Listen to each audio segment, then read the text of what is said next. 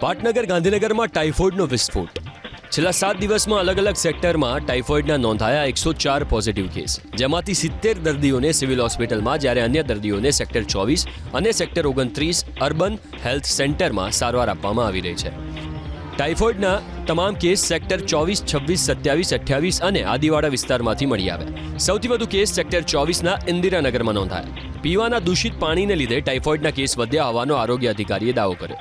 પાણીની લાઇનમાં લીકેજ અને ગટર ઉભરાવાને કારણે પીવાનું પાણી દૂષિત થયું હોવાની આશંકા। ટાઇફોઇડના કેસ વધતા female health worker, multipurpose health worker અને આશા વર્કરો સહિત 80થી વધુ સ્ટાફની 40 ટીમો સર્વેની કામગીરીમાં લાગી ગઈ છે।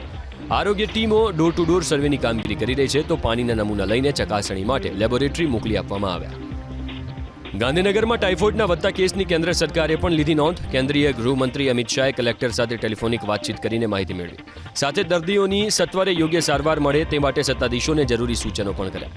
આ તરફ નાયબ મુખ્યમંત્રી હર્ષ સંઘવીએ કલેક્ટર, મેયર, મહાનગરપાલિકા કમિશનર અને આરોગ્ય અધિકારીઓ સાથે બેઠક કરીને સિવિલ હોસ્પિટલમાં ટાઇફોઇડગ્રસ્ત દર્દીઓના ખબર અંતર પૂછ્યા। તો આ તરફ ધારાસભ્ય રીતા પટેલે માહિતી આપી કે પીવાના પાણીની લાઇનમાં ગટરનું પાણી ભળી જતા ટાઇફોઇડના કેસ વધ્યા છે। 70થી વધુ ટાઇફોઇડગ્રસ્ત બાળકોને સિવિલ હોસ્પિટલમાં સારવાર આપવામાં આવી રહી છે। સાથે ધારાસભ્યએ એવી પણ આશંકા વ્યક્ત કરી કે હજુ એક સપ્તાહ સુધી ટાઇફોઇડના કેસ વધી શકે। દર્દીઓની સારવાર આપવા માટે 20થી વધુ તબીબોને બહારથી બોલાવવામાં આવ્યા છે। સાથે ટાઇફોઇડની સારવાર માટે સિવિલ હોસ્પિટલમાં 60 બેડનો એક અલાયદો વોર્ડ પણ ઊભો કરવામાં આવ્યો છે। એમના માટે અહીંયા વ્યવસ્થા કરવામાં આવી છે અને આ રોગ એવો છે કે હજી આવતા અઠવાડિયા સુધી પણ રોગ વધી શકે એમ છે। જે બાળકોએ પાણી પી લીધું હશે તો અઠવાડિયા સુધી પણ આ કેસ વધી શકે એમ છે। એ માટે સિવિલની અંદર વ્યવસ્થા કરવામાં આવી છે, બીજા વોર્ડ વધારવામાં આવ્યા છે। જે ડૉક્ટર, બાળકોના ડૉક્ટર અત્યારે છે એનાથી પણ બીજા ડૉક્ટર અહીંયા બોલાવવામાં આવ્યા છે।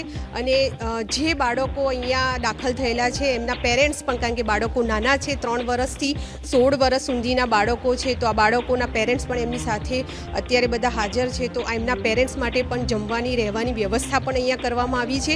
અને આગળના અઠવાડિયામાં જો આ કેસ વધે તો એ લોકોને, બાળકોને પણ સાચવી શકાય અને બાળકોને યોગ્ય સારવાર મળી રહે એ માટે સિવિલમાં જરૂરિયાત પૂરતી આગામી સમયને ધ્યાનમાં રાખીને જે જરૂરિયાત પડે એ પૂરતી સગવડ અહીં કરવામાં આવી છે।